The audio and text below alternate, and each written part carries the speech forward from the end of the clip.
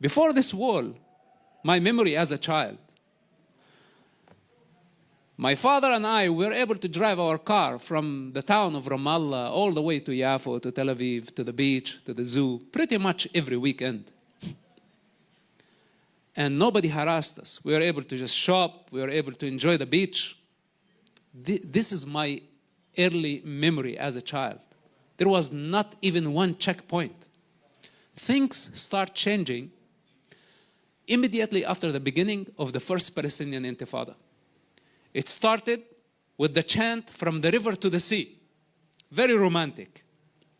Soon later, it became stabbing. Shortly later, it became mass shooting. Within no time, it became suicide bombing attacks. What a democracy should do in a situation when they are not able to stop the people, an entire society. I don't want to say complicit, but the Palestinians praised suicide bombers as martyrs, as heroes of the nation. Look at my case. When I opposed that, I said, no, it's not good. It's bad. It's very bad to kill people indiscriminately. You know, Hamas did not kill people only on October 7.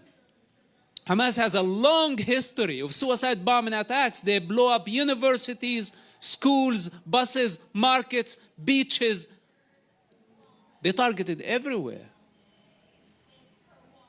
So Israel had to take some security measures.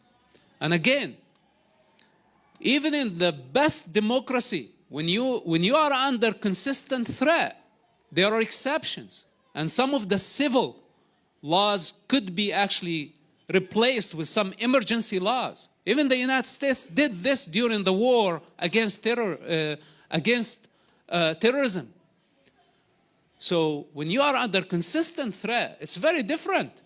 But somebody can sit in comfort and say, hey, how about we take some of the Western values, the democratic values, and say, oh, look at Israel. They claim to be a democracy, but look how they're treating the Palestinians.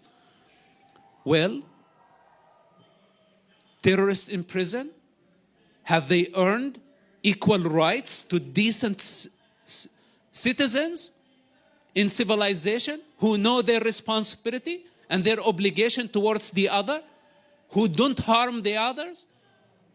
Of course not. So sometimes when we are dealing with emergency situation, we cannot say and force the people in the Middle East to just act according our values. We sit here in the United States, we don't have suicide bombing attacks, we don't have missile attacks, we don't have infiltration on a regular basis. So we cannot take our values and force Israel to do the same while they are under war.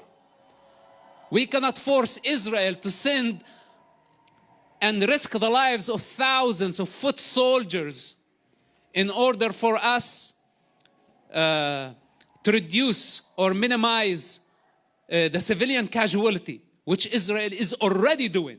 But who are we to force Israel how to do the job? It's not our right.